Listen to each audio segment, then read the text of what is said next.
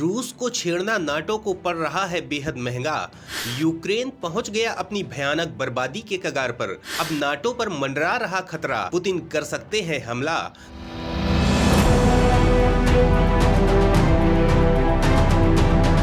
दोस्तों, रूस यूक्रेन युद्ध को लंबा समय बीत चुका है। पूरी दुनिया इससे परेशान हो चुकी है, लेकिन जंग है कि समाप्त होने का नाम नहीं ले रही है। ऐसा लगता है कि ये वियतनाम युद्ध की तरह ही लंबा खिंचने वाला है। दोस्तों, हालत ये है कि नाटो देशों के हथियार खत्म होने को आए हैं, लेकिन रूसी राष्ट्रपति व्लादिमीर पुतिन का हौसला खत्म नहीं हो पाया है। रूस को भी भारी नुकसान हुआ है, लेकिन पुतिन ये मानने को तैयार नहीं है। वहीं रूस की जनता भी पुतिन के एक्शन का समर्थन कर रही है। एक अकेले रूस ने 30 देशों के ताकतवर संगठन को नाको चने चबवा दिए हैं। दुनिया रूस की ताकत देखकर हैरान रह गई है। खुद नाटो ने नहीं सोचा था कि रूस इस कदर उन पर भारी पड़ेगा। पहले अमेरिका ने रूस पर प्रतिबंध लगाए, अब रूस ने खुद यूरोप की गैस सप्लाई रोककर पश्चिम की हवा निकाल दी है।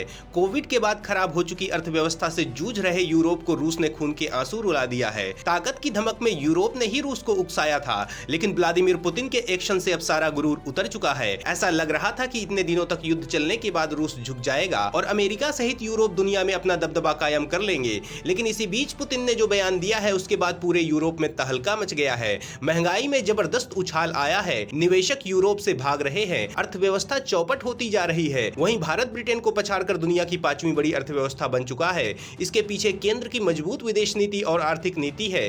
बड़ा सवाल यह है कि आखिर रूस ने नाटो को क्या धमकी दी है? यूरोप में बवंडर क्यों मच गया है? अपनी सुरक्षा के लिए अमेरिका पर डिपेंड रहने वाले पश्चिमी देशों की हालत खराब क्यों हो रही है? आर्थिक बर्बादी झेल रहे इन देशों को यह युद्ध बेहद महंगा क्यों साबित हो रहा है? तो दोस्तों, इस बारे में जानने के लिए पूरा वीडियो देखिए। रूस के दमखम को देखकर आप खुद भी हैरान रह जाएंगे।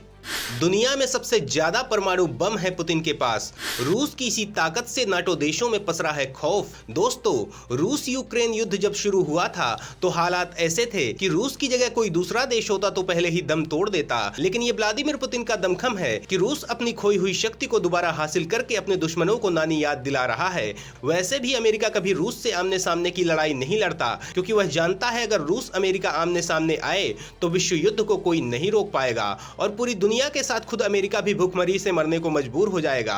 दोस्तों, अमेरिका और रूस के पास दुनिया के सबसे ज्यादा परमाणु हथियार हैं। सवाल उठता है कि अमेरिका और रूस के पास कितने परमाणु हथियार हैं? वहीं भारत इस मामले में कहां है?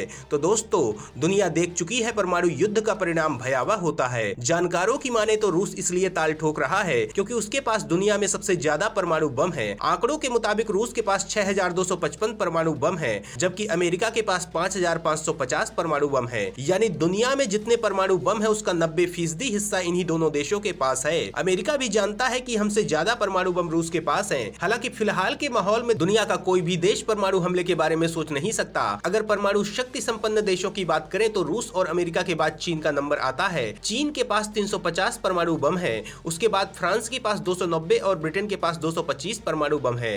भारत से ज्यादा परमाणु बम पाकिस्तान के पास है। पाकिस्तान के पास कुल 165 एटम बम है, जबकि भारत के पास 156 परमाणु बम है। वहीं इजराइल के पास 90 और नॉर्थ कोरिया के पास 40 से 50 एटम बम है। दोस्तों, रूस पहले से बहुत ज्यादा ताकतवर रहा है, लेकिन सोवियत यूनियन के टूट जाने के बाद रूस कुछ कमजोर हुआ था। लेकिन व्लादिमीर पुतिन के आने के बाद रूस ने अपनी ताकत दोबारा हासिल कर ली है। रूस की सबसे बड़ी ताकत पुतिन की जिद है, जिसके आगे पूरी दुनिया हार जाती है। सवाल उठता है कि रूस यूक्रेन युद्ध शुरू होने से पहले नाटो का क्या प्लान था? नाटो रूस को बर्बाद करने के लिए किस स्कीम पर काम कर रहा था? तो दोस्तों, नाटो का एकमात्र मकसद दुनिया में अमेरिका का दबदबा तैयार करना है। नाटो इसके लिए रूस को अपना सबसे बड़ा प्रतिद्वंदी मानता है और रूस को बर्बाद करने के लिए ही नाटो संगठन बनाया गया था, जिसमें पहले कुछ गिने चुने देश थे, लेकिन आज 30 ताकतवर देशों के साथ ये दुनिया का सबसे ताकतवर सैन्य संगठन बन चुका है। नाटो रूस की ताकत को बर्बाद करने के लिए लगातार दुनिया भर में काम करता रहता है। नाटो ने नए देशों को सदस्य बनने के लिए अपना दरवाजा खोल रखा है। वो दुनिया भर में रूस को अलग थलग करने में लगा हुआ है।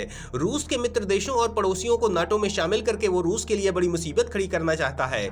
इसी मकसद से नाटो ने यूक्रेन को नाटो में शामिल करने की स्कीम बनाई थी, लेकिन बार बार समझाने के बाद भी जब यूक्रेन नहीं माना तो पुतिन ने आखिरकार हमला बोल ही दिया।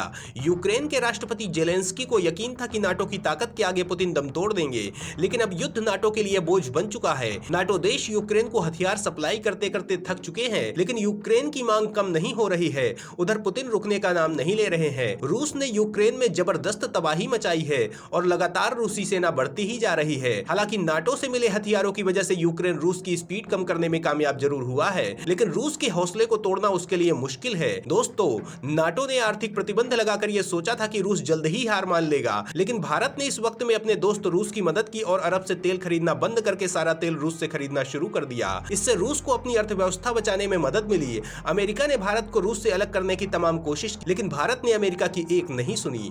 दोस्तों, ये भारत की विदेश नीति का शानदार प्रदर्शन था।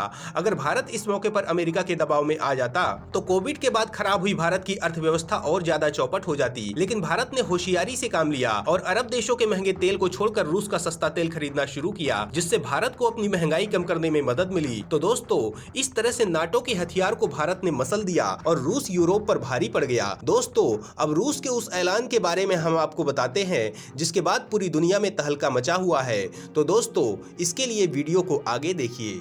नाटो के हथियारों को बर्बाद कर दिया रूसी सेना ने, अब खुद की रक्षा के लिए भी यूरोप हो गया मोहताज। दोस्तों, व्लादिमीर पुतिन ने कहा कि मॉस्को अपने उद्देश्यों को हासिल करने तक यूक्रेन में अपनी सैन्य कार्रवाई जारी रखेगा। उन्होंने प्रतिबंधों के जरिए रूस को अलग थलग करने संबंधी पश्चिमी देशों के प्रयासों का उपहास भी किया। पुतिन ने सुदूर पूर्वी बंदरगाह शहर व्लादिवोस्तोक में आर्थिक मंच की वार्षिक बैठक में कहा कि यूक्रेन में सेना भेजने के पीछे 8 साल की लड़ाई के बाद उस देश के पूर्वी क्षेत्र में नागरिकों की रक्षा करना मुख्य लक्ष्य था। उन्होंने कहा कि हम वो लोग नहीं है जिन्होंने सैन्य कार्रवाई शुरू की थी, हम इसे समाप्त करने की कोशिश कर रहे हैं। पुतिन ने यह भी बताया कि इस अभियान के दौरान हमने कुछ नहीं खोया है। अपने पूरे भाषण में पुतिन ने पहले की तरह यूक्रेन में जारी लड़ाई के लिए युद्ध शब्द का एक बार भी इस्तेमाल नहीं किया। पुतिन ने अपने इस तर्क की पुष्टि करते हुए कहा कि उन्होंने यूक्रेन में रूस समर्थित अलगाववादी क्षेत्रों की रक्षा के लिए यूक्रेन में सेना भेजी, जिन्होंने 2014 में क्रीमिया के रूस के कब्जे के बाद भड़के संघर्ष में यूक्रेनी सेना से लड़ाई लड़ी है।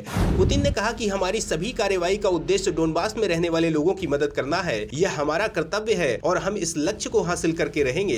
पुतिन ने कहा कि रूस ने पश्चिमी देशों के प्रतिबंधों का सामना करते हुए अपनी संप्रभुता को मजबूत किया है। उन्होंने कहा कि रूस ने पश्चिम के आर्थिक, वित्तीय और तकनीकी हमले का जवाब दिया है। रूसी राष्ट्रपति ने कहा कि मुझे पूरा विश्वास है कि हमने कुछ नहीं खोया है और हम कुछ भी नहीं खोएंगे। सबसे सकारात्मक बात यह है कि हमारी संप्रभुता और मजबूत हुई है। उन्होंने कहा कि रूस में आर्थिक और वित्तीय स्थिति स्थिर हो गई है, उपभोक्ता मूल्य मुद्रास्फीति कम हो गई है और बेरोजगारी दर भी कम बनी हुई है। उन्होंने ये भी बताया कि रूस अपने वैश्विक प्रभुत्व को बनाए रखने के लिए अमेरिका और उसके सहयोगियों द्वारा किए गए किसी भी दुस्साहस का सामना करते हुए अपनी संप्रभुता की रक्षा करना जारी रखेगा। दोस्तों, विदेश मामलों के जानकार प्रोफेसर हर्ष वी पंत का कहना है कि यह युद्ध जल्द समाप्त होने वाला नहीं है। उन्होंने कहा कि पुतिन ने अपने इरादे साफ कर दिए हैं। रूसी राष्ट्रपति यह कह चुके हैं कि उनका मकसद जेलेंस्की को यूक्रेन में नवनाजी ताकतों को पूरी तरह से समाप्त करना है। प्रोफेसर पंत ने कहा कि पुतिन ने हाल में यह संकेत दिया है कि युद्ध खत्म करने की कोई तारीख तय करने का कोई तुक नहीं है। इससे यह पक्का माना जा रहा है कि पुतिन डोनबास तक ही नहीं रुकने वाले। उधर यूक्रेनी राष्ट्रपति जेलेंस्की का कहना है कि रूस के पास इतनी मिसाइलें नहीं हैं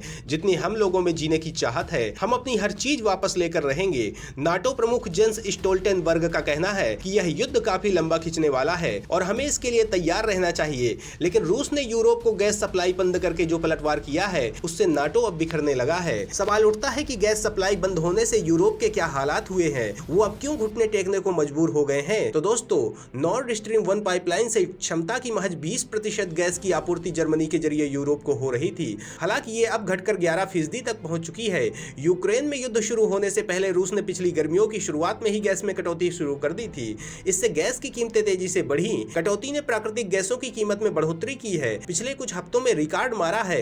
पिछली गर्मियों से रूस की आपूर्ति की धीमी गति को देखते हुए विशेषज्ञों का कहना है कि यूरोप को इस सर्दी में शून्य रूसी गैस के लिए तैयार रहने की जरूरत है।